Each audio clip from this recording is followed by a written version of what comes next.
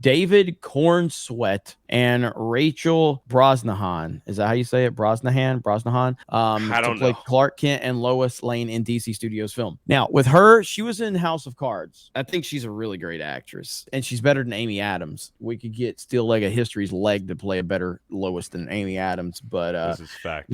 so she was awful. I never really saw her as Lois, but I'm not against it. She's a really good actress. In terms of this guy, he's a young Henry Cavill. That's essentially all it is. I, Overall, I think it's positive. I haven't heard And anything much negative except for some of the Henry Cavill people that are just, diehard Henry Cavill. But I haven't really seen anything negative. it's overall positive, and I'm glad he's unknown. I've never seen him in anything that I know of. If I've seen him in something, he didn't stand out. I think it's a fine casting. I love Superman. I want to see Superman done the right way. The more I think about like superhero fatigue, personally, I think I'm just starting to feel it. And I'm not saying it's going to be bad. I like have zero interest, man. I hate to be like that because I love superhero films. I love what they did for us. I just think it all just piles up. I just have no interest in James Gunn's Batman, Superman, Lois Lane. It just doesn't do anything for me. So I don't know what it is. Even the Marvel stuff coming up, there is nothing exciting. Back to your original point,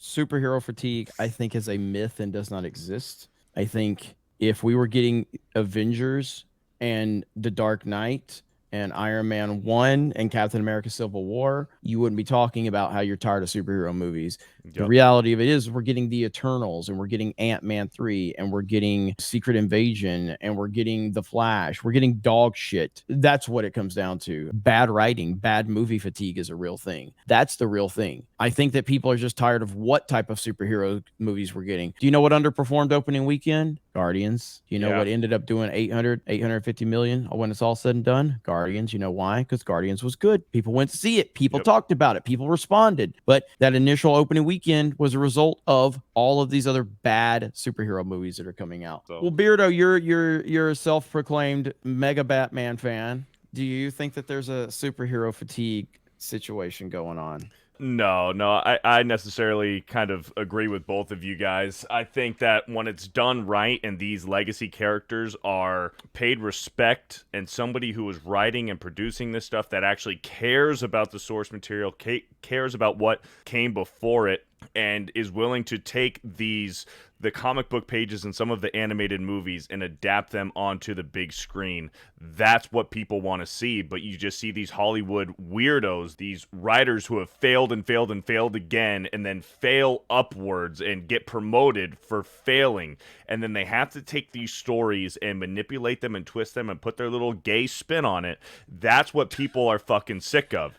So I love the Batman. I know, that's I don't hate the movie. People are hot and cold on the Batman. I felt like the Batman was a good, faithful detective Batman-centric story where there wasn't this supernatural element to it like with metahumans. It was just a down-to-earth Batman story, and I think that's why people gravitated towards it. This new guy, David Cornsweet, I think he's probably going to do just fine. If the writing is good, I think he looks the part. He's tall. I'm sure he's going to put on a whole bunch of muscle to play this role, so I think he's going to be fine. And I'm a fan of the chick, because in the comics, Lois Lane is supposed to be the most beautiful woman in the DC universe. She's supposed to be stunning, breathtaking, just a smoke show.